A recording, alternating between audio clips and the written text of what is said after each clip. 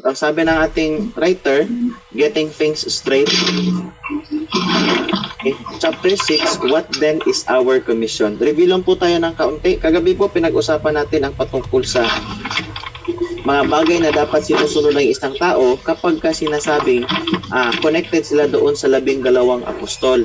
Dapat halimbawa, binibinta nila ang kanilang mga ari-arian, lahat ng kanilang possessions, be it a land or a house, so dapat binibinta. It's because they're connected to the apostles. Walang pagpapabayad sa anumang uri ng ministry na kanilang ginagawa. Tapos, dapat din sana ang isang mangaral under sa panahon natin ngayon, kung sinasabing connected sila doon sa 12 apostol, dapat sinusunod nila yung law of Moses at marami pang iba na dapat sinusunod.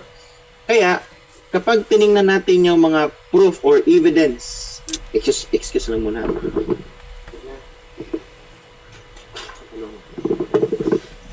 Okay?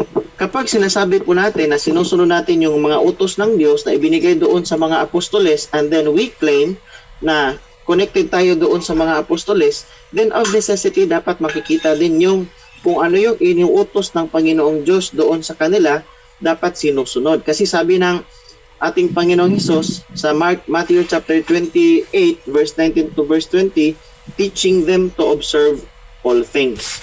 Kagabi napatunayan natin sa ating pag-aaral na imposibleng masunod ng isang nagpapakilala o nagkiklaim na sila ay connected doon sa mga apostoles. One of the very reasons, number one, is hindi talaga mabigyang patunay na sila ay connected, especially pagdating doon sa mga teachings na kanilang sinusunod. Ang daming sinunod, sinasabi sinusunod nila, pero hindi naman nakikita sa mga ministry at saka mga ginagawa ng mga leaders, pati na sa buong organisasyon. Ngayon, tinalakay din natin kagabi na merong isang apostol na itinalaga ang Diyos, especially under the dispensation of grace, at walang iba kundi itong si Apostol Pablo. Kaya kung ang pag-uusapan ay ang ating komisyon, ang utos na dapat sinusunod, kaninong utos ba ang dapat sundin? Of course, yung utos ng Diyos. Okay? Yung utos ng Diyos na ibinigay sa 12 apostol o doon sa kay Apostol Pablo. Ang tanong, according to the book, chapter 6, Getting Things Straight, what then is our commission? Ano ba ang komisyon or utos na dapat sinusunod natin, especially under the dispensation of grace? Meron dito, the prophecy was interrupted and the mystery was revealed. So, anong ibig sabihin?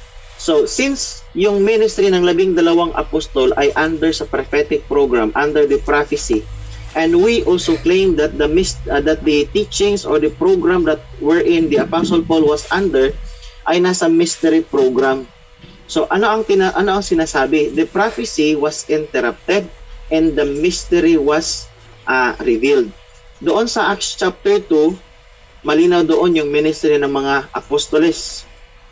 And then, forward tayo ng kaunti, chapter 3, chapter 4, nagkaroon ng maraming convert sila. Hanggang sa chapter 7, meron ng mga deacons doon sa church, and then magkaroon ng persecution hanggang sa chapter 8. And finally, the people of Israel rejected the Lord Jesus Christ, rejected the Father, Jesus Christ, and the Holy Spirit. So nagkaroon ngayon ng panibagong programa ang Diyos. Ito yung tinatawag na the ushering in of the present dispensation of the grace of God.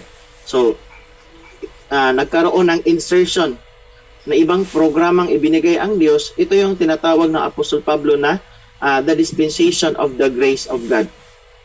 It was to this other apostle that God committed the glorious message and program which is ours today. So, kanino ba ito ibinigay? Kay Apostol Pablo. Acts chapter 20 verse 28, merong sinabi si Apostol Pablo, but none of these things move me, neither count I my life dear unto myself, so that I might finish my course with joy and the ministry which I have received of the Lord Jesus, to testify the gospel of the grace of God. So let us take note na itong gospel of the grace of God, this was not preached during the time of John the Baptist, during the time of Jesus Christ, and during the time of the 12 apostles ministry.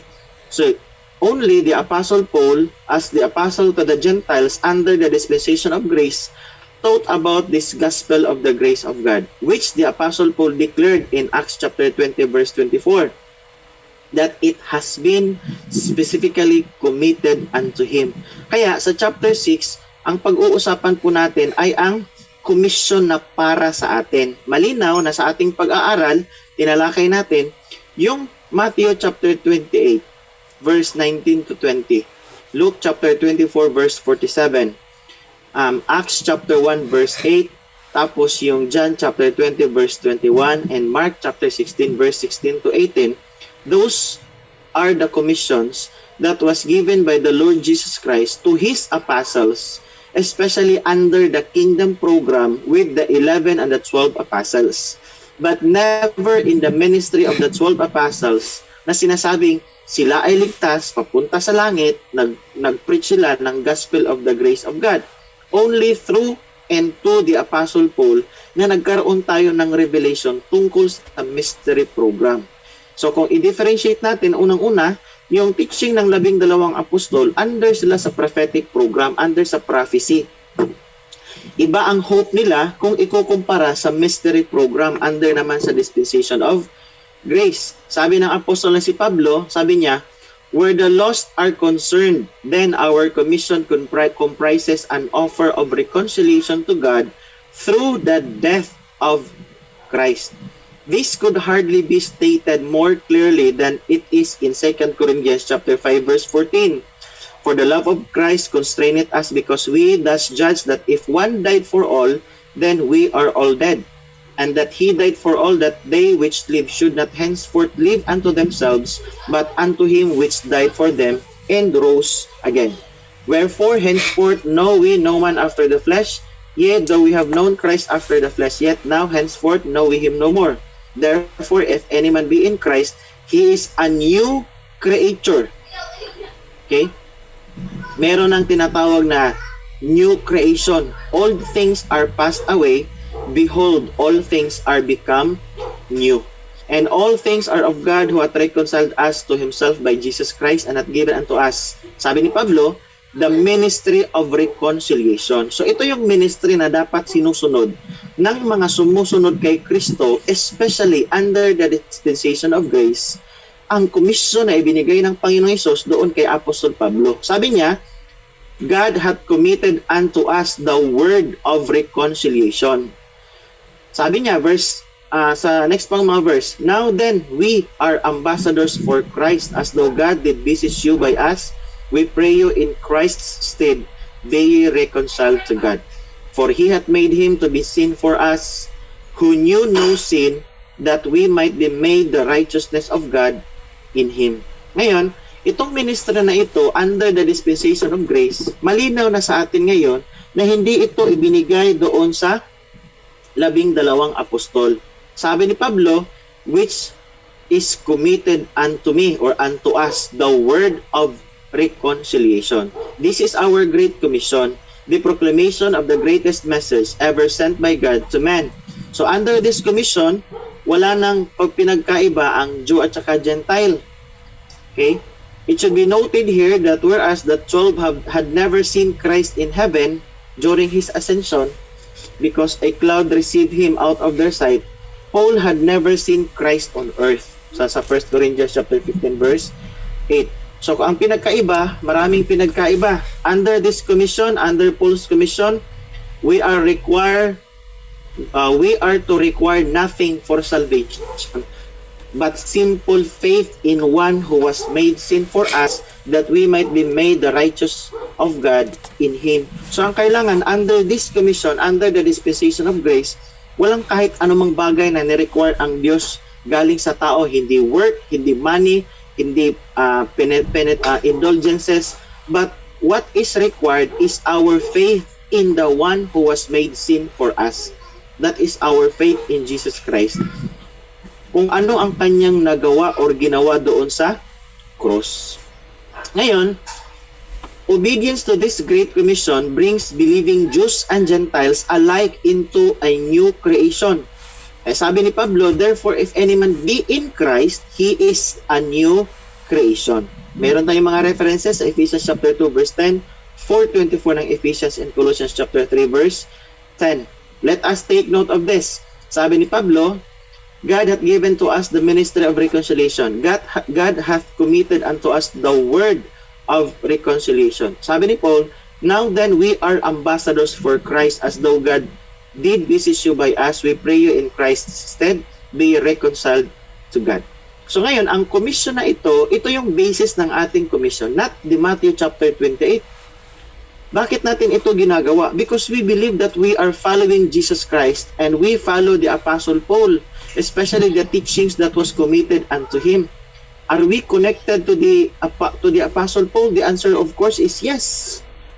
Sa paanong paraan? Hindi sa pamamagitan ng tulad ng sinasabi ng karamihan na sinasabi lang natin, pagko sinusunod natin yung mga katuruan na ibinigay ng Panginoong Hesus doon kay Apostol Pablo. Unang-una, pagdating sa gospel, yung gospel na ipinangaral ni Pablo, gospel of the grace of God, yun din ang gospel na sinusunod natin. Bakit?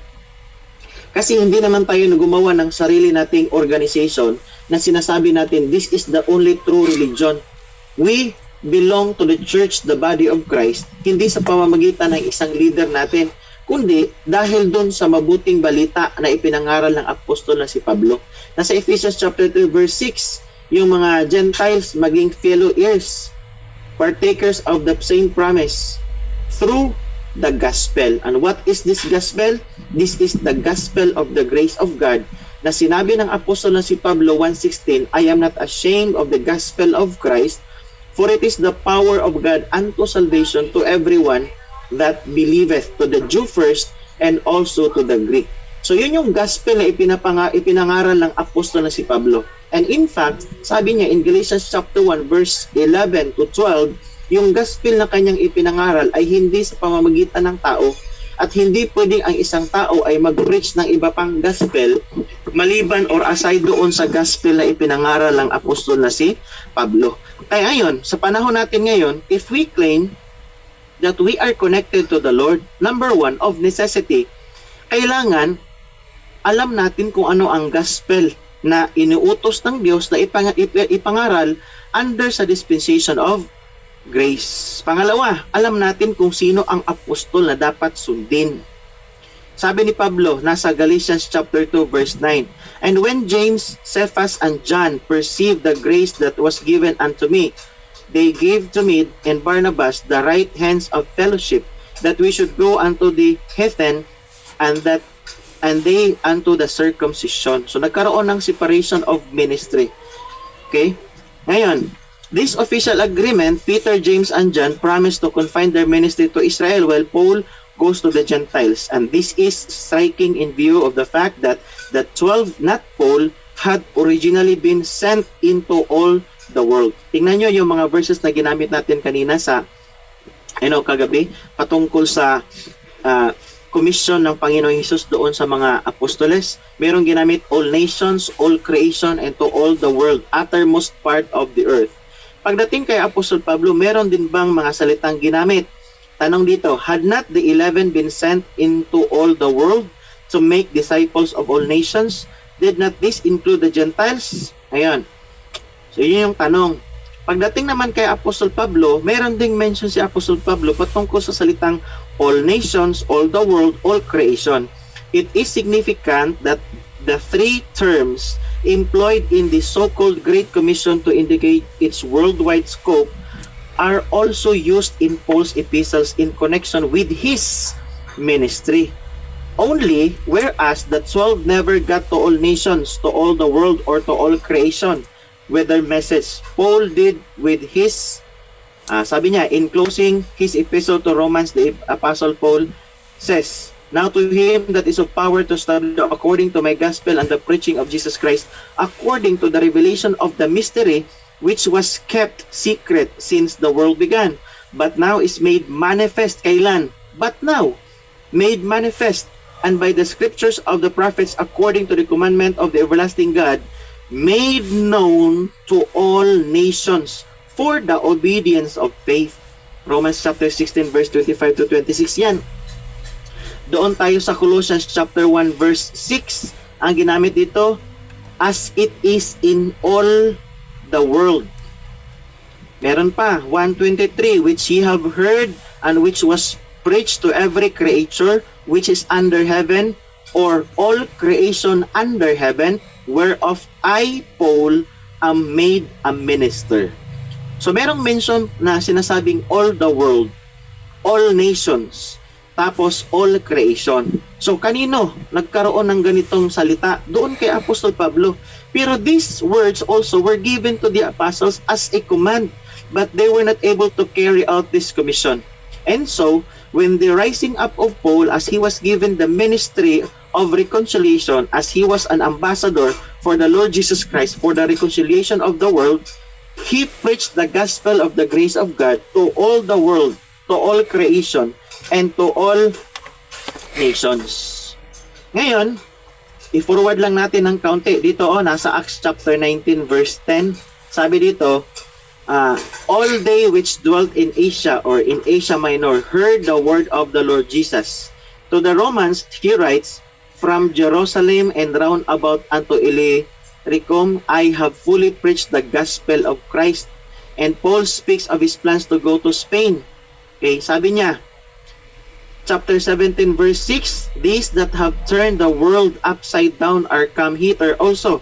And to the Romans again, he says, your faith is spoken of throughout the world. So merong tanong dito nung nakaraan pa mga pag-aaral natin, ano bang ang pinag-uusapan na world, whole world?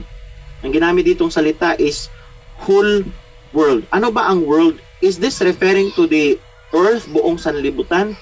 Or doon lang sa isang specific na lugar or location?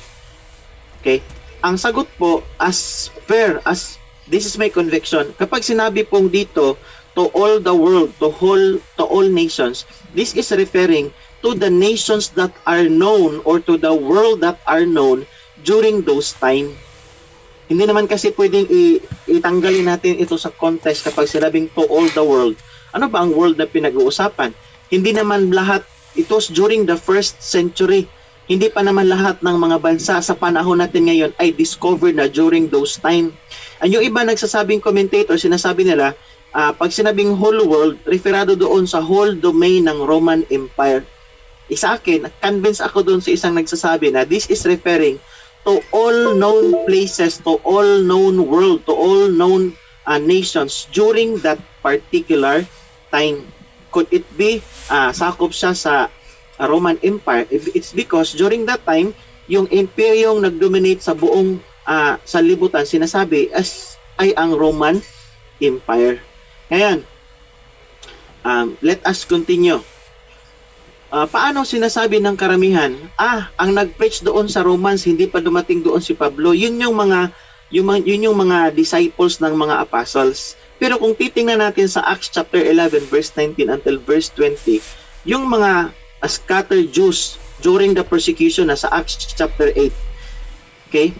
And some of them were men of Cyprus and Cyrene, which when they were come to Antioch, spake unto the Greeks, preaching the Lord Jesus. Pero saan lang sila? Sabi dito, now they which were scattered abroad upon the persecution that arose about Stephen traveled as far as Phoenice and Cyprus and Antioch, preaching the word to none but unto the Jews only. So, hindi sila nag-preach doon sa ibang mga tao. So, unto the Jews only. Now, let us continue. So, yun yung message, yun yung commission na natanggap ng apostol na si Pablo under the dispensation of grace. Kaya sinasabi niya, we are an ambassadors for Christ to preach the word of reconciliation for all men. So ang isang tao, kapag gusto niyang ma-reconcile doon sa Diyos, kailangan niyang makarinig ng message of salvation, yung message of reconciliation, the word of reconciliation. And what is that? That is the gospel under the dispensation of grace. Romans chapter 5 verse 1, sabi ng apostol na si Pablo, therefore being justified by faith, we have peace with God, okay, through our Lord Jesus Christ. Ngayon, ang isang tao, kahit pa sinasabi natin na I am following the Lord Jesus, I obey the law, I have sold all my possessions because I have obeyed the commandments of the Lord Jesus given to the 12 apostles. But still, that is impossible na matatanggap ng Panginoong Hesus yan o ng Diyos yan, because we are not living under the law and we are not living under the commandments of God that has been given to the 12 apostles. We are living under the present dispensation of grace.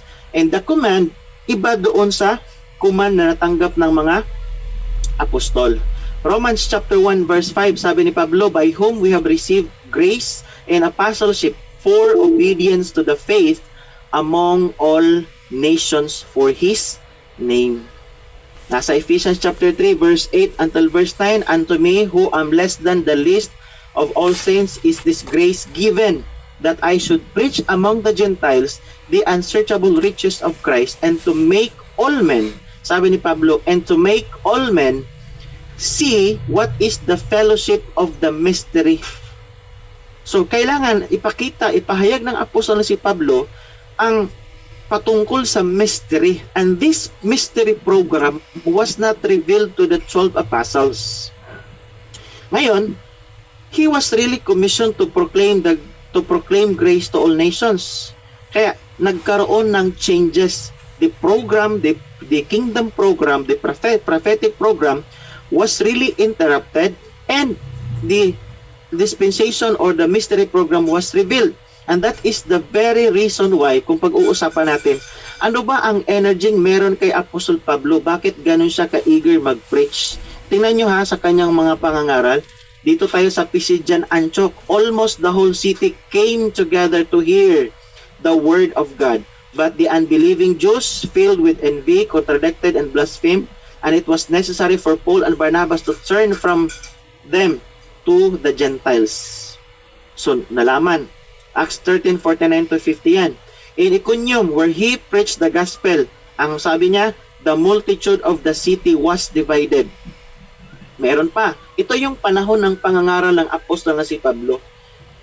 Ngayon, kung tingnan natin yung mga verses na nakalagay dito, pinatutunayan lamang na sa pangangaral ng apostol na si Pablo, he was on the right track. He was commanded by the Lord Jesus, and that particular commission was really an approved commission in the sight of God, because he was really appointed as an apostle. But despite of all those appointment as an apostle, meron siyang mga pinagdaanang mga mabibigat na bagay or karanasan being an apostle.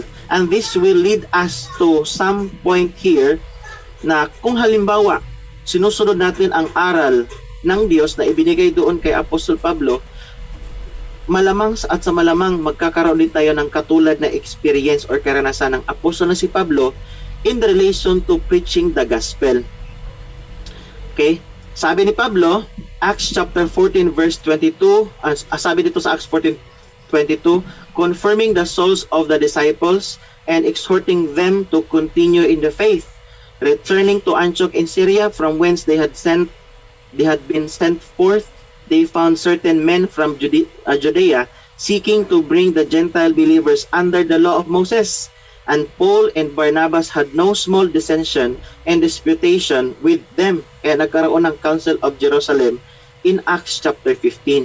Doon nagkaroon ng pagsettle sa mga bagay na hindi nila naintindihan. Kaya we cannot really assume that Paul and the 12 apostles had the same gospel or had the same teaching, kasi there is no need for such particular council at Jerusalem if nagkaroon sila ng parihas lang ang mga ipinapangaral ng apostol na si Pablo. Sabi niya, Galatians 2:5, to whom we gave place by subjection, no, not for an hour, that the truth of the gospel might continue with you. Ito yung time kay panahon ni Titus, when he was compelled to be circumcised, hindi pumayag si Apostol Pablo. At Philippi, si Pablo, he was beaten with many stripes and imprisoned. At Thessalonica, the Jews which believed not set all the city on an uproar, and things became so dangerous that the brethren immediately sent away Paul and Silas by night unto Berea. Ayun, ito yung mga experience ng apostol na si Pablo, na sa kanyang pangaral ng salita ng Diyos, pinagdaanan niya ang mga bagay-bagay na sakit kung sa isang taong ikukumpara natin under the sa panahon natin ngayon, na parang sasabihin natin na being me as a believer, bakit ko pinagdadaanan ang mga bagay na ganito? But since we are taught by the Word of God, especially under the dispensation of grace, it is not a very parang sinasabi nating astonishing thing, parang nakapagtataka bakit ganito ang experience natin, because this was also the experience of the Apostle Paul. Tingnan natin sa Acts chapter 9 verse 15, sabi ng Panginoong Jesus, and I will show him how great and mighty things. Nasa verse 15 muna tayo. But the Lord said unto him, go thy way, for he is a chosen vessel unto me, to bear my name before the Gentiles and kings and the children of Israel. 16. For I will show him how great things he must suffer for my name's sake. So, alam na natin kung ano yung karanasan ng apostol na si Pablo could be our experience as well, especially we are following the teachings of Christ given to the Apostle Paul. Sabi ni Pablo doon sa mga Philippian believers, the things which happened unto me have fallen out rather unto the furtherance of the gospel, so that my bonds in Christ are manifest in all the palace and in all other places. My bonds in Christ. The brethren which were with me greet you. All the saints salute you, chiefly they that are of Caesar's household. Yun yung kanyang mga sinabi sa mga Philippian believers. Meron pa dito sa Colossians chapter 2 verse 1, for I would that ye knew what great conflict I have for you and for them at Laodicea, and as for as many as have not seen my face in the flesh, that their hearts might be comforted, being knit together in love, and unto all riches of the full assurance of understanding, to the acknowledgement of the mystery of God and of the Father and of Christ. Okay?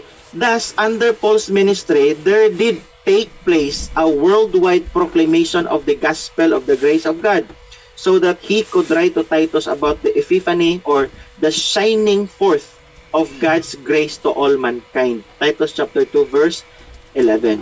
Ngayon, dito tayo, the Apostle Paul, divinely empowered. Of course, pero ito yung mga pinagdaanan niya. 1 Corinthians 4:11, even unto this present hour we both hunger and thirst, and are naked and are buffeted, and have no certain dwelling place. Tanong, how could one man endure all this? Sabi niya, the answer to this question is given to us in the inspired writings of the apostle himself. It is simply that he was divinely empowered, as the following passages indicate. Sabi niya, Galatians chapter 1 Corinthians 15:10, sabi niya, but I labored more abundantly than they all, yet not I, but the grace of God which was with me. For he that wrote effectually in Peter to the apostleship of the circumcision, the same was mighty in me toward the Gentiles. Galatians 2:8.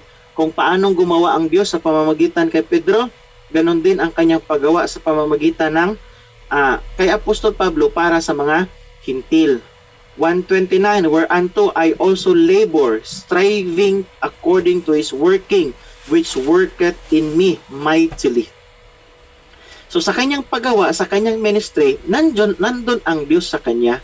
So kaya maraming bagay siyang maraming suffering, maraming mga bagay siyang pinagdaanan, mga masasakit na bagay or any kind of persecution, sabi niya doon sa kanyang mga sulat. But sabi niya, notwithstanding the Lord stood with me and strengthened me, that by me the preaching might be fully known, and that all the Gentiles might hear, and I was delivered out of the mouth of the lion. 2 Timothy chapter 4 verse 16 until verse 17. Kaya, nung kapanahonan ng apostol na si Pablo, when he was converted, when he was preaching, when he was doing all the ministry, nagkaroon ng sigla ang kanyang ministry. Marami ang mga taong na-convert, at marami din siyang pinagdaan ng mga mga afflictions and sufferings and persecutions.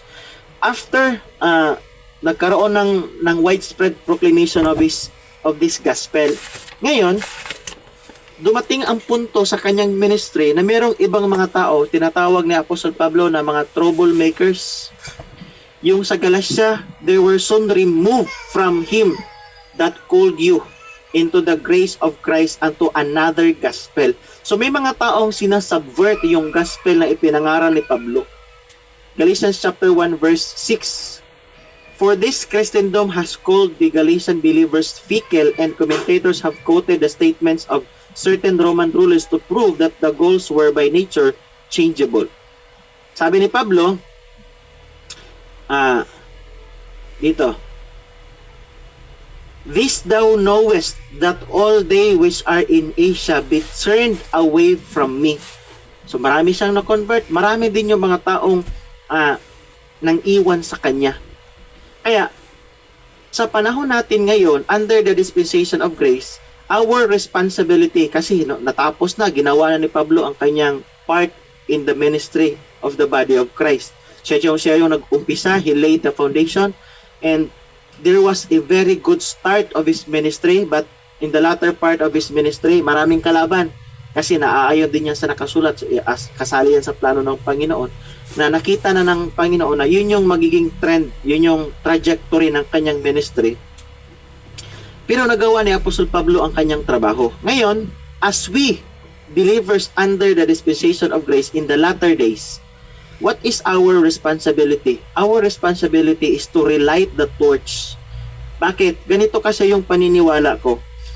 After the death of the Apostle Paul, it was the Roman Empire who took the privilege or took the control of the church, of the Roman church. Hanggang namatay sila Titus, sila Timothy, yung mga elders binigyan na ng warning ng Apostle Pablo in Acts chapter 20 verse 28. Sabi niya, after my departure shall grievous wolves enter in among you, not sparing the flock. Sabi niya. Kaya nasa isip na ng apostol na si Pablo, the time will come, these believers that were converted under the dispensation of grace, magkakaroon sila ng panibagong aral na pakikinggan, or maybe the twisted truth from the scriptures or from the teachings of the Apostle Paul. Mayroon na siyang warning, nasa verse 29, chapter 20 ng Acts, for I know this, that after my departing shall grievous wolves enter in among you, not sparing the flock. Also of your own selves shall men arise, speaking perverse things, to draw away disciples after them. Kaya sabi ni Pablo, verse 31, therefore watch, and remember that by the space of 3 years I ceased not to warn everyone, night and day, with tears. Kaya medyo ito yung isang bagay na medyo masakit din sa atin minsan. Sabi ni Apostol Pablo, kung mararamdaman natin yung kanyang effort, after doing everything that he has done, pagkatapos niyang umalis, sabi niya, shall grievous wolves enter in among you. Kaya, if we are to look at the church history, yung history ng church, the body of Christ, nagkaroon talaga ng panahon na parang nawala, natabunan, parang naalis yung katotohanang ipinangaral ng apostol na si Pablo. Good thing is, naisulat ang mga katotohanang natanggap niya mula kay Panginoong Hesus. Because right after 1st century, 2nd century, 3rd century, 4th century, alam na natin kung ano ang church ang nag-dominate sa buong sanlibutan. And yes, there were reformations that started during the time of Luther, Zwingli, tapos John Calvin. Pero nung kanilang mga kapanahunan, merong mga bagay na disagree sila doon sa mother church na sinasabi. Merong mga bagay na nakikita natin na ang kanilang paniniwala ay aligned din doon sa teaching ng apostol na si Pablo. But as we look at the writings, John Calvin, pagdating sa doctrine of salvation, may mga bagay na not consistent with the teachings of the Apostle Paul. May mga bagay. Luther, Zwingli, Calvin, and others were raised up to recover Pauline truth. And thank God, still greater advances were made under such men as, sabi dito, Darby and Scofield, and later J.C. O'Hare. Yun yung sinabi ng ating writer na si Pastor Stam. These people, sila yung nag-umpisa ng reformation sa iba't ibang lugar, although magkaiba yung time frame. nandyan si Darby, tapos si Dr. Scofield. Kaya lang, merong bagay na nalaman natin sa ating previous studies, yung beginning ng kanyang church, yung beginning ng church, the body of Christ, as he believes, ay nasa Acts chapter 2. Good thing na lang kasi merong nag-aaral ng medyo pinapalita yung salita ng katotohanan sa pamamagitan ng mga sulat ni Apostol Pablo. Best sa ating panahon ngayon because we are now thoroughly taught about rightly dividing. Marami nang nagtuturo ng rightly dividing. Kaya medyo hindi na mahirap para sa atin ang pag-aaral ng mga sulat ng apostol na si Pablo. Sabi ni Paul sa Ephesians chapter 3, verse 2 hanggang sa verse 3 until verse 4. So ito yung pinanghahawakan natin, bakit pinagpapatuloy natin yung studies at saka kailangan talaga nating paigtingin ang pag-aaral. Sabi ni Paul, verse 2, how that by revelation he made known unto me the mystery. Verse 3, as I wrote afore in few words. Verse 4, whereby when ye read, ye may understand my knowledge in the mystery of Christ. Verse 5, which in other ages was not made known unto the sons of men, as it is now revealed unto his holy apostles and prophets by the Spirit. So ngayon, yung mga katotohanang natanggap ng apostol na si Pablo mula kay Kristo Jesus, isinulat niya at nagkakaroon tayo ngayon ng pagkakataon na pag-aralan ito sapagkat nababasa. Kaya sabi niya, whereby when ye read, ye may understand my knowledge. Okay? In the mystery. Kaya, yun yung magandang bagay kasi napag-aaralan natin. Okay? So, bilang isang mananaliksik, student of the Word of God, okay, meron tayong mga teachers na nauna sa atin. Yes, we can make them as our reference. We can trust them with regards to the foundational skills or maybe the advanced study of the truths as reflected in the writings of the Apostle Paul. But let us also be reminded that the final authority, the final rule that we need to remember is yung nakariten, yung nakasulat, yun yung mga salita ng Diyos. Kaya, mabuti pa rin, mas maigi pa rin na kung meron tayong mga references, kung meron tayong mga nauna sa ating mga nagtuturo ng katotohanan, pakinggan natin, pag-aralan natin, at the same time, i-consult natin yung scriptures. Baka,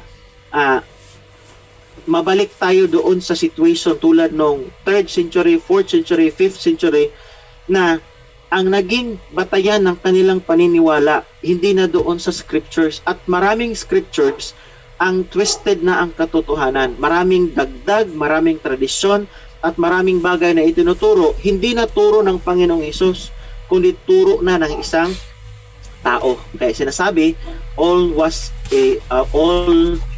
were doctrines of men. Ngayon, let us move on. Dito tayo sa chapter 7, a rule to remember. Kasi ang writer is an American. Sabi niya, for many years, the rule book of the Union Pacific Railroad contained, and possibly it still does, the following important directive. Ito yon, and I quote, sabi niya, unless otherwise provided, train orders once in effect, continue so until fulfilled, superseded, or annulled. Ano ang ibig sabihin? Merong patakaran doon sa railroad, sa Union Pacific Railroad doon sa Amerika, na kung ano yung nakasaad doon sa kanilang rule, mananatiling in effect yun hanggang sa magkaroon ng katuparan, it was superseded or nalagpasan ng ibang rule or annulled or tinanggal na talaga or pinawalang bisa. What is the point? The point is, same with our teachings, same with our belief, that the rule, that the message under the kingdom program was superseded, was put into, was put at bay, or was postponed because there was this dispensation of the grace of God that was committed or entrusted to the Apostle Paul. Kaya there is no reason for us to go back into what has been called the old rule, because there is now a new rule that God has given under the dispensation of the grace of God. So, Ang tanong, what are God's instructions for the fulfillment of His purposes in our day? Ngayon, majority of the professing Christians hold that our Lord's last orders and those which we are to carry out today are to be found in His commission to the 11 before His ascension to heaven. By almost common consent, this commission has been called the Great Commission. We, however, sabi ni Pastor Stam, we, however, dissent from this view and maintain that it is this mistake which lies at the root of the confusion and division which have gripped the church in our day. Kaya merong maraming mga churches na talagang confused pagdating sa katotohanan dapat sundin kasi bumabalik sila doon sa old rule. Unless it is annulled, superseded, or fulfilled, it's still in effect. Pero ang tanong, nananatili ba ang rule na yon sa panahon natin ngayon? Ang sagot, hindi na. Because God has given us a new way of living. God has given us a new command through the Apostle Paul. Those who teach that we should labor under this commission do not themselves obey it. Sabi niya, they do not teach their hearers to observe all that our Lord commanded during His earthly ministry. They do not sell their possessions and distribute the proceeds to the poor. Tama nga naman. Diba sabi, teaching them to observe all things. Bakit hindi nila sinusunod ang lahat ng bagay? Diba? Ang lalakas kumain ng baboy. Ang sasarap-sarap daw ng lechong baboy.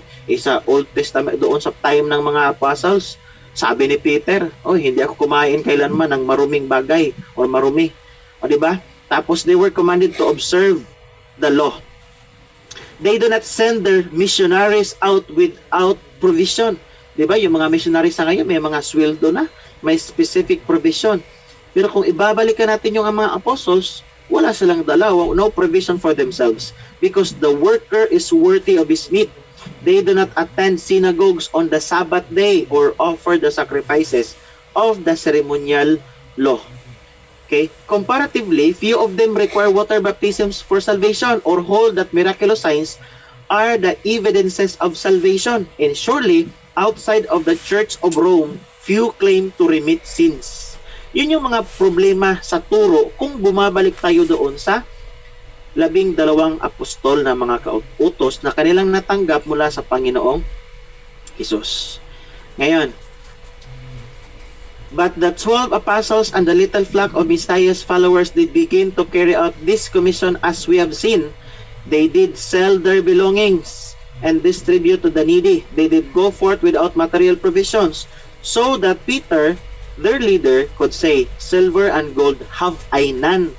They practically lived in the temple and strictly observed the ceremonial law, and they required repentance and water baptism for the remission of sins. And miraculous signs did follow those who believe. Kaya, yung ginawa ng mga apostol, totoo yun, tama yun, sumunod sila sa utos ng Panginoong Hesus. Yung mga connected doon sa mga apostles, ika nga, sinasabi nila, hindi na nagagawa, hindi na nag-water baptize for the remission of sins. Nag-water baptize, hindi na for the remissions of sins. Paano na?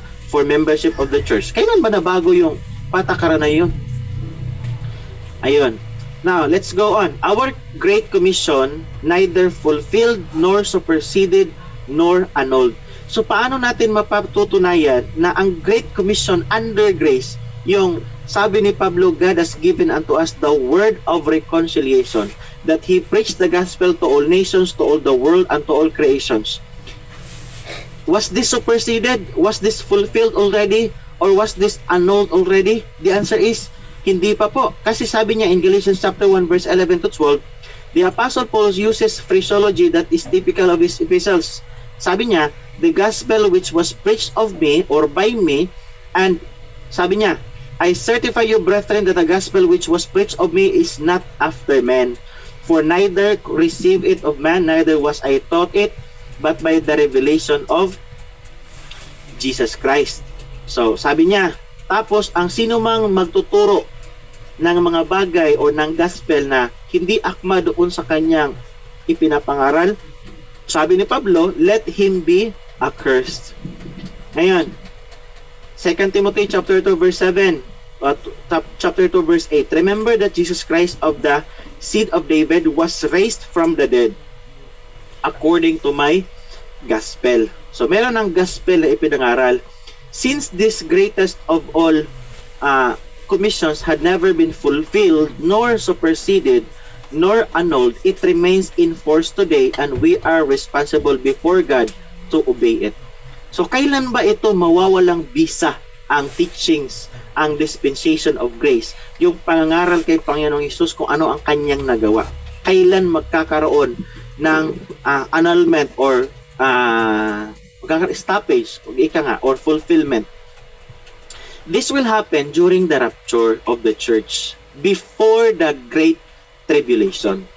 So yun yung culmination, yun yung katapusan, yun yung sinasabi na magkakaroon na ng panibagong programa ang Panginoon or iko-continue ang program ng Diyos doon sa bayang Israel right after the caught up of the church, the body of Christ. Wala pa namang caught up, wala pang coming day of Christ, kaya hindi pa ito superseded nor annulled. And so, hanggang sa ngayon, this is our obligation to follow and to enforce this particular law.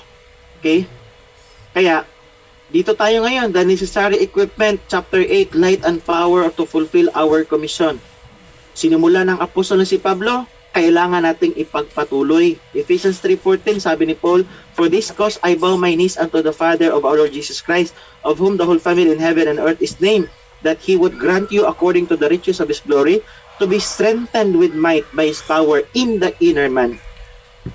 Sabi niya, may be able to comprehend with all the saints what is the breadth and length and depth and height, and to know the love of Christ which passeth knowledge, that ye might be filled with all the fullness of God. 1:9-11, that ye might walk worthy of the Lord with all pleasing, being fruitful in every good work, and, sabi niya, increasing in the knowledge of God. Meron pa, strengthened with might according to His glorious power and all patience, and long-suffering with joyfulness. This power, rather than the power to work miracles, is doubtless what Paul refers to in 1 Thessalonians 1:5. For our gospel came not unto you in word only, but also in power and in the Holy Ghost and in much assurance. Meron pa siyang sinabi, Colossians, whom we preach, warning every man and teaching every man in all wisdom, that we may present every man perfect in Christ Jesus. Si Pablo, sabi niya, whereunto I also labor, striving according to His working which worketh in me mightily. Kaya, trabaho natin sa panahon natin ngayon, under pa rin tayo sa dispensation of grace, kailangan nating mag-aral ng maigi in fulfillment, in accordance, in obedience to the mandate of the Lord Jesus Christ given to the Apostle Paul and to be obeyed by all believers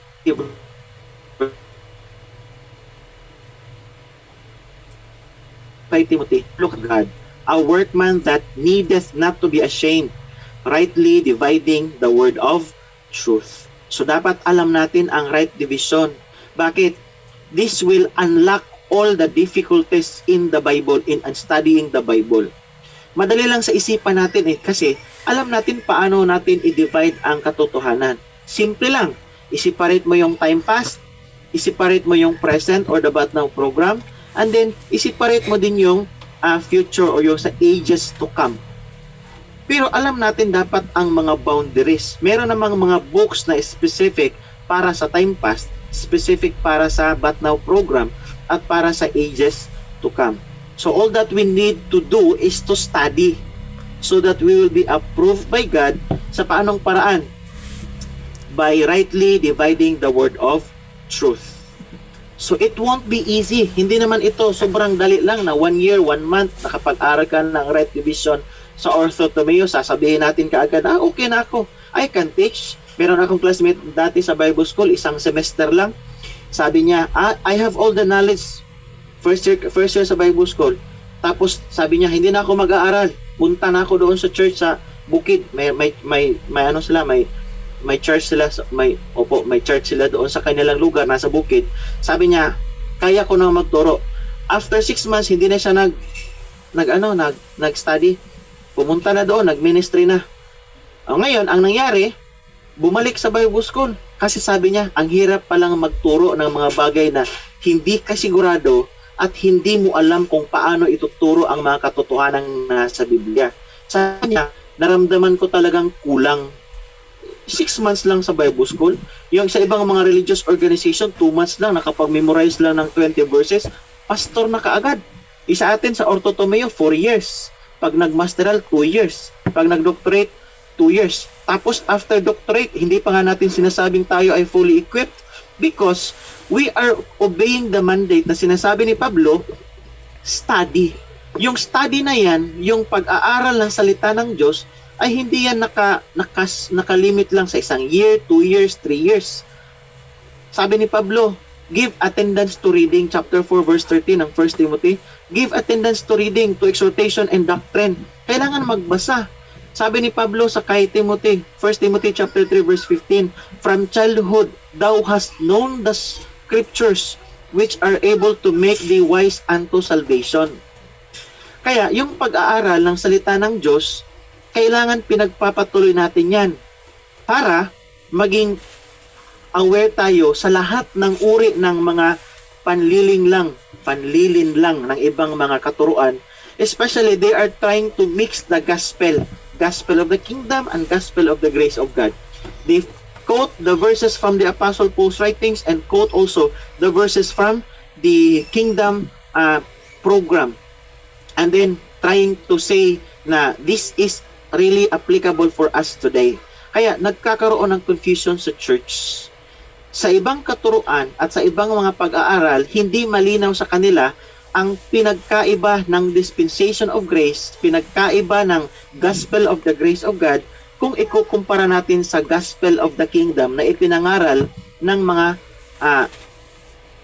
ngaral ng Diyos like John the Baptist, Panginoong Hesus at ang 12 apostol. Sabi ni Pablo, he was preaching Jesus Christ according to the revelation of the mystery. This was kept secret but now is made manifest.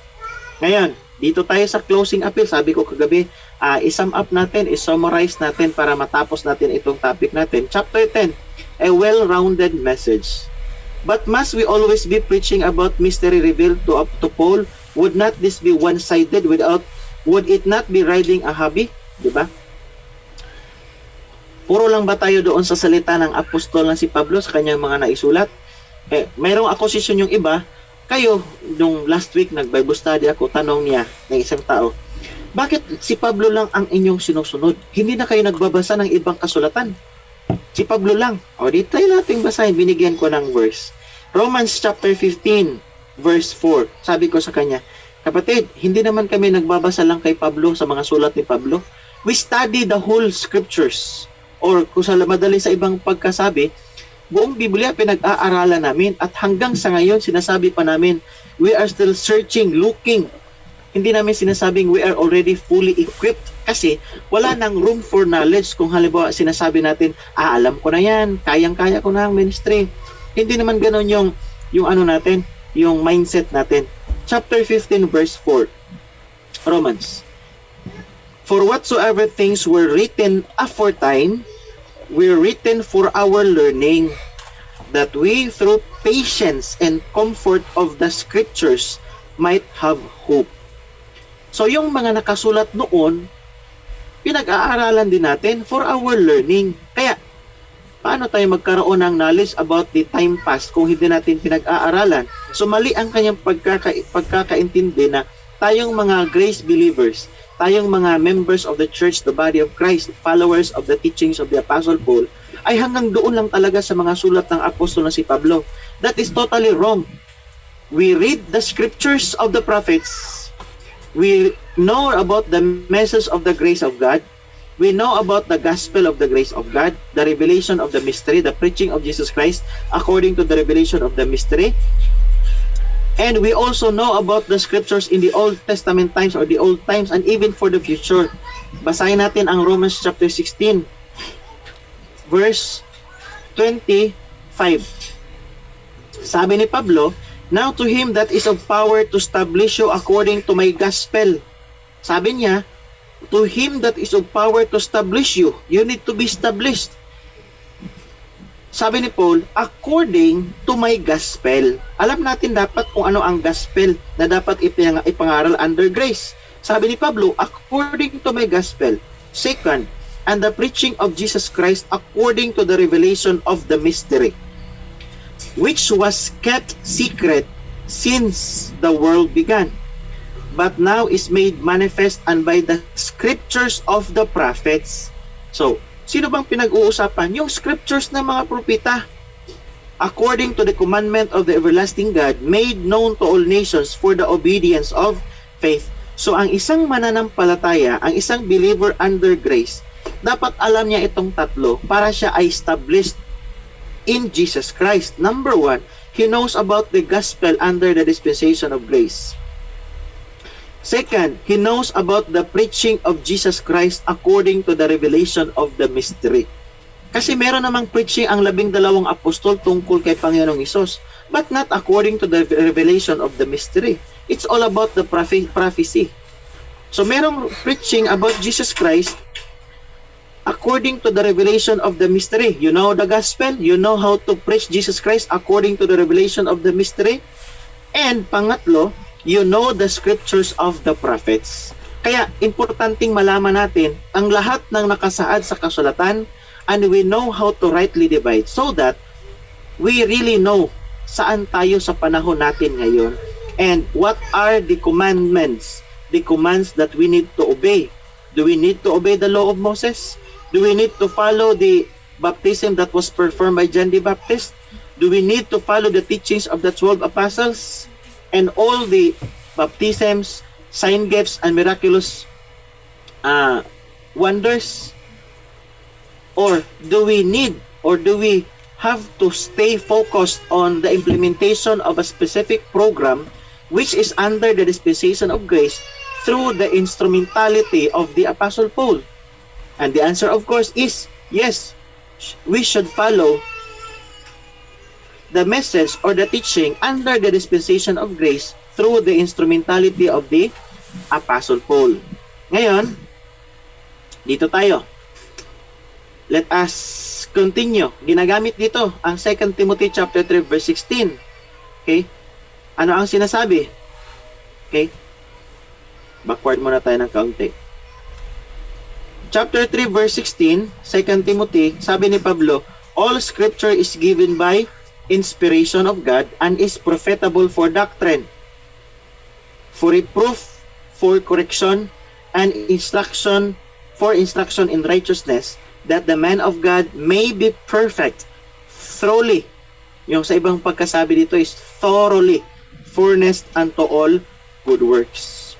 So, yung salita ng Diyos, all scripture is given by inspiration. It is God-breathed. Kaya, importanteng malaman natin, we will be corrected, we will be reproved, and we will have a straight way according to the truthfulness of the Word of God that is applicable for us today under the dispensation of grace. And if we know about the teachings of the grace of God, alam natin, itong pinanghahawakan natin, ina-apply natin under the dispensation of grace, yun yung tanging paraan upang tayo'y makapamuhay na may hope na sinasabi ni Pablo, hope of eternal life, and then nagkakaroon tayo ng pagkakataon na mamuhay in true godliness in this present evil world. Basahin natin ang Titus chapter 1. Paul, a servant of God, verse 1, and an apostle of Jesus Christ according to the faith of God's elect and the acknowledging of the truth which is after godliness. So ang tunay na godly under the dispensation of grace, yung mga taong alam ang katotohanan under grace. You cannot be truly godly in the sight of God kapag hindi mo in-apply o hindi mo pinaniwalaan ang katotohanan under sa dispensation of grace. Sabi kasi ni Pablo, according to the faith of God's elect and the acknowledging of the truth which is after godliness, in hope of eternal life which God that cannot lie, promised before the world began. Okay? But hath in due times manifested his word through preaching, which is committed unto me according to the commandment of God, our Savior. Sabi ni Pablo, which is committed unto me according to the commandment of God. So ang commandment na dapat sinusunod ng isang mananampalataya, ng isang worker under sa panahon natin ngayon, yung commandment na ipinangaral ng apostol na si Pablo or sinunod ng apostol na si Pablo na kanya namang tinanggap mula kay Panginoong Hesukristo. So it is a grave responsibility ng isang believer na dapat sundin mo si Pablo, hindi yung 12 apostol. Sabi ni Pablo, 1 Timothy chapter 6 verse 3 to 5, if any man teach otherwise and consent not to wholesome words, even the words of our Lord Jesus Christ, and to the doctrine which is according to godliness, sabi niya, he is destitute of the truth, from such withdraw thyself. 6:20, O Timothy, keep that which is committed to thy trust. So sabi ni Paul, if any man teach otherwise, pag nagturo ka ng hindi ayon sa kanyang itinuturo, and consent not to the wholesome words, even the words of our Lord Jesus Christ, to the doctrine which is according to godliness. Meron pa itong dagdag marami pa. Ang sinabi lang dito sa writer, ang kinote niya is destitute of the truth. Pero marami pa. Sabi ni Pablo, basahin natin sa Bible, chapter 6, verse 4. He is proud, knowing nothing, but doting about questions and strifes of words whereof cometh envy, strife, railings, evil surmisings, perverse disputings of men of corrupt minds, and destitute of the truth, supposing that gain is godliness. From such withdraw thyself. So malinaw itong warning ni Pablo Huwag kang sumama doon sa mga taong destitute of the truth. Withdraw yourself from these people. Pero yung intention natin, kailangan maturuan, yes, we can go with them. We can mingle with them, but do not go their ways. Pag hindi nakinig, sabi ni Pablo, pag hindi nakinig ang isang tao, matapos mo siyang tinuruan. Titus chapter 3 verse 10, sabi niya, if a man that is an heretic after the first and second admonition, reject. Pag hindi siya nakinig after the first and second admonition, reject mo na. Hindi naman natin pinipilit ang salita ng katotohanan. Inasmuch as during the time of the Apostle Paul, he never forced anyone to believe. It is a person's choice to believe on the gospel that Paul preached. Tulad din sa trabaho natin ngayon. It is our duty to make known the mystery of God to people, especially yung hindi nakakaalam ng katotohanan. Pero as we go on, it is our grave responsibility to hold fast the form of sound words as mandated by Paul to Timothy, which thou hast heard of me. That good thing which was committed unto thee, keep by the Holy Ghost which dwelleth in us. 2 Timothy chapter 2 verse 2, and the things that thou hast heard of me among many witnesses, the same commit thou to faithful men, who shall be able to teach others also. Ito yung ginagawa natin para magkaroon tayo ng maraming preacher na instructed, educated in the true teachings of Jesus Christ, the commandments of God under our present time through the Apostle Paul. Sabi ni Pablo, 2 Timothy 2:7-9, consider what I say, and the Lord give thee understanding in all things.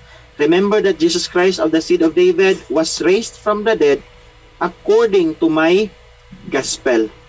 Dagdag pa niya, lobat pangga, wherein I suffer trouble as an evildoer, even unto bonds, but the word of God is not bound.